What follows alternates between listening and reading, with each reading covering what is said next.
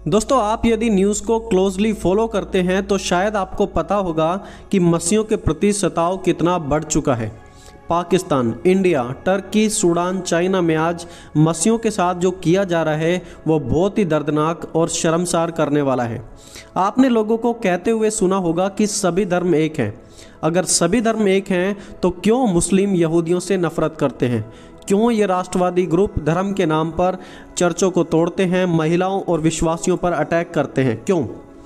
इसका साफ सा मतलब है कि कहीं ना कहीं लोग कहते तो हैं कि सभी धर्म एक है, लेकिन उनके फॉलोअर्स की हरकतों से कभी लगता नहीं है कि सभी धर्म एक हैं। हर दिन मसीह सताव से रिलेटेड न्यूज़ आ रही हैं। पाकिस्तान में तो छोटी बच्चियों को और आज इंडिया में महिलाओं को भी धर्म के नाम पर खूब टॉर्चर किया जा रहा है। जब प्रभु यीशु इस पृथ्वी पर थे तब प्रभु यीशु को भी बहुत सताया गया था, फिजिकली, मेंटली, हर एक तरीके से। और प्रभु यीशु जानते थे कि उनके चेलों की ज़िंदगी भी इतनी आसान नहीं होने वाली है। यीशु ने कहा, यदि संसार तुमसे बैर रखता है तो तुम जानते हो कि उसने मुझसे पहले बैर रखा है। यदि तुम संसार के होते तो संसार अपनों से प्रेम रखता, परंतु इस कारण कि तुम संसार के नहीं वरन मैंने तुम्हें संसार में से चुन लिया है, इसलिए संसार तुमसे बैर रखता है। आज जो मसीह सताव के कारण प्रभु को छोड़कर लोग वापस चले जा रहे हैं, आप थोड़ा इतिहास पढ़कर देखें कि किसी भी मसीह की लाइफ कभी इतनी आरामदायक नहीं रही है जितना आप सोचते हो। प्रेरित याकूब की गर्दन काट दी गई थी, प्रेरित पौलुस की भी गर्दन काट दी गई थी, प्रेरित पतरस को उल्टे क्रूस पर लटकाया गया था, ग्राहम स्टेन्स को जलाकर मार दिया गया था। हर किसी की लाइफ में सताव है। अगर फिजिकल नहीं है तो मेंटल जरूरी है। लोग मजाक बनाते हैं जब आप धार्मिक बातें करते हो तो परमेश्वर की निंदा करते हैं आपके सामने। कई गांवों में तो मसीहियों को कुएं में से पानी भी नहीं भरने दिया जाता, just because they are following Christ. चलिए हम प्रभु यीशु के जीवन से देखते हैं कि प्रभु यीशु को कैसे हर एक कदम पर सताया गया था और फिर भी प्रभु यीशु ने अपना काम पूरा किया। लूका 5 अध्याय उसके 17 से 26 वचन में हम पढ़ते हैं कि यहाँ प्रभु यीशु ने एक लकवे के रोगी को चंगा किया और उसके बाद लिखा है, तब शास्त्री और फरीसी विवाद करने लगे कि यह कौन है जो परमेश्वर की निंदा करता है। परमेश्वर को छोड़ और कौन पापों को क्षमा कर सकता है। अब देखिए यहाँ प्रभु यीशु एक लकवे के रोगी को ठीक कर रहे हैं और अच्छी बात है किसी को ठीक करना, राइट। लेकिन सदूसी फरीसी इस बात को लेकर परेशान है कि वो क्यों दूसरों को ठीक कर रहा है और वो क्यों पापों की क्षमा कर रहा है, और वो कहते हैं कि यह तो परमेश्वर की निंदा कर रहा है। अब देखिए जब प्रभु यीशु मसीह ने एक बीमार को चंगा किया है, बीमार को चंगा करने के बावजूद भी लोगों के मन में प्रभु यीशु मसीह के प्रति प्रॉब्लम थी। देखिए जब आप भी परमेश्वर के लिए कुछ करते हैं और लोग उस बात का गलत मतलब निकालें, सो डोंट लूज हार्ट, निराश ना हो जाएं। लोग कुछ भी बोलें लेकिन आप प्रभु के काम को करते रहें। दोस्तों दूसरी बात, लूका 5 अध्याय उसके 27 से 39 वचन में हम पढ़ते हैं कि जब प्रभु यीशु लेवी और बाकी चुंगी लेने वालों के साथ बैठकर खा रहे थे तो वहाँ दोबारा शास्त्रियों को यीशु से प्रॉब्लम थी। उन्होंने कहा, तुम चुंगी लेने वाले और पापियों के साथ क्यों खाते पीते हो? तो अगेन प्रॉब्लम। अगर प्रभु यीशु दूसरों के साथ खाना भी खा रहे थे तब भी लोगों को प्रभु यीशु मसीह से प्रॉब्लम थी। तीसरी बात, लूका 6 अध्याय में हम पढ़ते हैं कि जब एक बार प्रभु यीशु मसीह के चेलों ने सब्त के दिन खेत में से गेहूं की कुछ बालें तोड़ दी, तब फरीसियों में से कुछ लोग कहने लगे, तुम वह काम क्यों करते हो जो सब्त के दिन करना उचित नहीं है। तो अगर प्रभु यीशु किसी को चंगा कर रहे हैं तो भी प्रॉब्लम है लोगों को, अगर वो खाना खा रहे हैं तो भी प्रॉब्लम है, अगर उनके चेले कुछ कर दें तब भी लोगों को प्रॉब्लम है। दोस्तों चौथी बात, प्रभु यीशु ने एक सूखे हाथ वाले मनुष्य को चंगा किया। हम पढ़ते हैं मत्ती 12 अध्याय उसके 9 से 14 वचन में।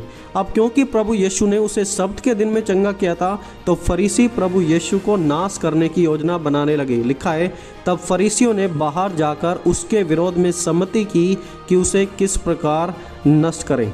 मरकुस 3 अध्याय उसके 6 वचन में लिखा है, तब फरीसी बाहर जाकर तुरंत हेरोदियों के साथ मिलकर उसके विरोध में सम्मति करने लगे कि उसे किस प्रकार नष्ट किया जाए। वहाँ पर लिखा है हेरोदियों के साथ मिलकर।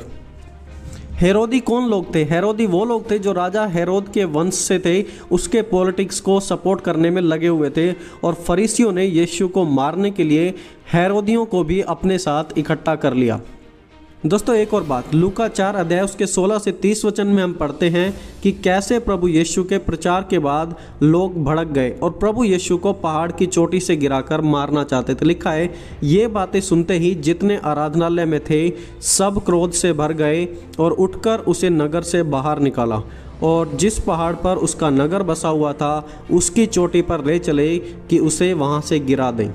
सो यू सी, अगर यीशु किसी को चंगा कर रहे हैं तो प्रॉब्लम, खाना खाएं तो प्रॉब्लम, प्रचार करें तो प्रॉब्लम, किसी का पाप क्षमा करें तो प्रॉब्लम, जस्ट प्रॉब्लम ही प्रॉब्लम क्रिएट कर रहे थे प्रभु यीशु मसीह के लिए। जब प्रभु यीशु मसीह ने दुष्ट आत्मा से ग्रसित लोगों को चंगा किया, उन्हें आज़ाद किया, तो प्रभु यीशु मसीह पर आरोप लगाने लगे कि यह शैतान की मदद से ऐसा करता है और वो यीशु से इतनी नफरत करते थे कि कैसे भी प्रभु यीशु मसीह से छुटकारा पाना चाहते थे और फाइनली प्रभु यीशु मसीह को क्रूस पर चढ़वा दिया।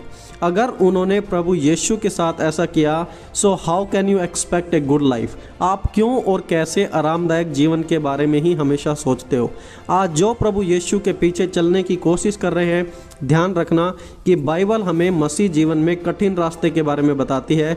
काफ़ी संकरा है वो रास्ता जो स्वर्ग की ओर जाता है। सीरिया में जब प्रेरित पौलुस और बरनबास प्रचार कर रहे थे, आप जानते हैं कि उनका प्रचार क्या था? उन्होंने प्रचार किया, लिखा है, और वे चेलों के मन को स्थिर करते रहे और यह उपदेश देते थे कि विश्वास में बने रहो, और यह कहते थे कि हमें बड़े कलेश उठाकर परमेश्वर के राज्य में प्रवेश करना होगा। प्रेरितों के काम 14 अध्याय उसका 22 वचन। उनका उपदेश था दुख उठाकर, कलेश उठाकर हमें परमेश्वर के राज्य में प्रवेश करना होगा, ना कि मज़े उठाकर और आरामदायक जीवन बिताकर।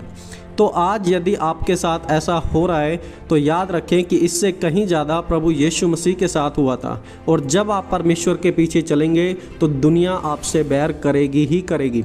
लेकिन हम सभी के लिए प्रभु यीशु मसीह की तरफ से कुछ वादे हैं। प्रभु यीशु मसीह ने वादे किए हैं हम सभी के लिए। लिखा है, धन्य हैं वे जो धार्मिकता के कारण सताए जाते हैं, क्योंकि स्वर्ग का राज्य उन्हीं का है। धन्य हो तुम जब मनुष्य मेरे कारण तुम्हारी निंदा करें और सताएं और झूठ बोलकर तुम्हारे विरोध में सब प्रकार की बुरी बातें कहें। तब आनंदित और मगन होना, क्योंकि तुम्हारे लिए स्वर्ग में बड़ा फल है, इसलिए कि उन्होंने उन भविष्यवक्ताओं को जो तुमसे पहले आए थे इसी रीति से सताया था। तो देखिए, प्रभु यीशु कह रहे थे क्योंकि उन्होंने भविष्यवक्ताओं को भी जो तुमसे पहले आए थे उनके साथ भी ऐसा ही किया था। प्रभु यीशु ने कभी कोई गारंटी नहीं दी है कि सताव नहीं आएगा, कोई दुख नहीं आएगा, बल्कि उन्होंने कहा कि ऐसा होना अवश्य है। पहले पतरस की पत्री उस समय लिखी गई थी जब बहुत ही ज़्यादा मसीह सताव था, और प्रेरित पतरस ने बड़े सुंदर तरीके से लिखा। उन्होंने लिखा, हे प्रियो, जो दुख रूपी अग्नि यानी कि सताव तुम्हारे परखने के लिए तुम में भड़की है, इसे यह समझकर अचंभा ना करो कि कोई अनोखी बात तुम पर बीत रही है। ध्यान दें उनकी बात पर, दुख रूपी अग्नि से अचंभा ना करो, यह कोई अनोखी बात तुम पर नहीं बीत रही है। सुना आपने? जब मसीह में आप पर सताव होता है, दुख मिलते हैं, तो डोंट बी सरप्राइज, ऐसा होता आया है और आपके साथ भी ऐसा होगा।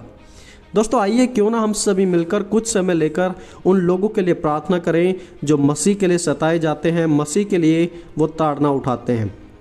और अब परमेश्वर पिता का प्रेम, प्रभु यीशु मसीह का अनुग्रह, पवित्र आत्मा की सहभागिता हम सभी के साथ, खासकर सताए जाने वाले हमारे मसीह भाई बहनों के साथ अब से लेकर सदा सर्वदा होती रहे।